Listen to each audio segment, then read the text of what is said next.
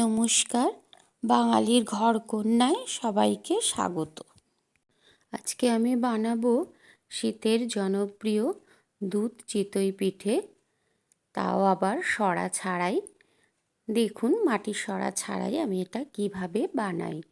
তার জন্য একটা বড় বাটিতে আমি 2.5 কাপ পরিমাণ চাল গুঁড়ো নিয়েছি। এটা আমার শুকনো কেনা চালের গুঁড়ো, আপনারা বাড়িতেও করে নিতে পারেন। আর দিয়ে দিলাম 1 কাপ পরিমাণ সুজি আর সামান্য একটু নুন দিয়ে আমি এই শুকনো উপকরণগুলোকে আগে একটু ভালো করে মিশিয়ে নেব। তারপরে অল্প অল্প করে উষ্ণ গরম জল দিয়ে আমি একটা পাতলা ব্যাটার তৈরি করব। এই ব্যাটারটা কিন্তু খুব ঘন হবে না। আর যেহেতু চাল গুঁড়ো আর সুজি ঢাকা দিয়ে একটু রেখে দিলে, রেস্টে রাখলে ফুলে উঠবে, অতএব সেই বুঝেই কিন্তু প্রথমে ব্যাটারটা তৈরি করতে হবে, বা পরেও একটু জল মিশিয়ে নেওয়া যায়। এবার আমি কিছুক্ষণের জন্য ঢাকা দিয়ে রেখেছি। আর এদিকে একটা আপাম কড়াই নিয়েছি, সেটা ওভেনে বসিয়ে একটু তেল দিয়ে গ্রিস করে নিচ্ছি টিস্যু পেপার দিয়ে।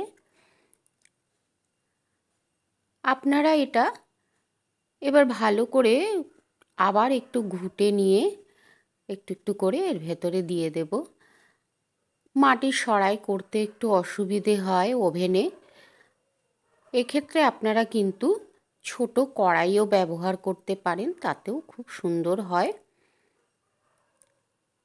এবারে আমি একটু মিনিট খানেকের জন্য ঢাকা দিয়ে দেব। দেখুন কি সুন্দর উঠে আসছে এগুলো। এইভাবেই আমি সবগুলো করে নেব।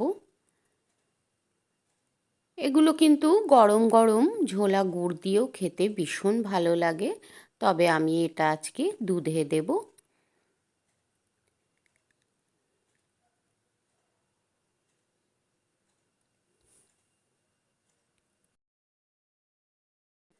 আমি কড়াইয়ে প্রথমে একটু জল দিয়ে নিয়েছি, তারপর 1 লিটার দুধ এতে দিয়ে দিচ্ছি। কড়াইতে প্রথমে একটু জল দিয়ে তারপরে দুধটা দিলে দুধটা কখনোই কড়াইতে লেগে যায় না। এবার ফুটে ওঠা পর্যন্ত একটু ঢাকা দিয়ে রাখবো। দুধটা খুব সুন্দর ফুটে গেছে। এবার ধিমে আঁচে আমি এই চিতইগুলো দিয়ে দিচ্ছি। খুন্তি করে দিলে অনেক সময় ছিটকে ওঠে, তাই আমি হাত দিয়েই দিয়ে দিচ্ছি। কারণ এই সময় অনেক পিঠেপুলি করা হয়। আমার পাশেও একজন পিঠেপুলি বানাচ্ছে। আবার আমি এটা ঢাকা দিয়ে রাখবো যাতে চিতইগুলো ভালো সিদ্ধ হয়ে যায় ধিমে আছে। আর মাঝে মাঝে একটু ঢাকা খুলে একটু তলা থেকে ধরে নাড়িয়ে দেব। এবার আমি এতে 1/2 কাপ মতন ডেজিকেট কোকোনাট দিলাম। এই ডেজিকেটেড কোকোনাটটা আপনারা নাও দিতে পারেন, বা এমনি চালে যে নারকেল কোড়া সেটাও দিতে পারেন। এবার দেখুন এগুলো সেদ্ধ হয়ে গেছে। আমি গুড় দিয়ে দিচ্ছি। এখানে আমার গুড়ের যে একটা বাটি থাকে সেই একটাই পুরোটাই লেগেছে, তবে মিষ্টিটা আপনারা কম বেশি করে নিতে পারেন আপনাদের পছন্দ মতন। আর এই রান্নাটা আপনাদের কেমন লাগলো আমাকে কমেন্টে জানাবেন। আর যারা আমার চ্যানেলে নতুন তারা চ্যানেলটা সাবস্ক্রাইব করে আমার পাশে থাকবেন।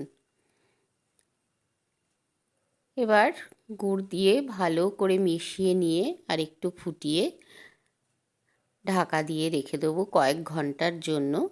তারপর ঠান্ডা হলেই পরিবেশনের জন্য রেডি।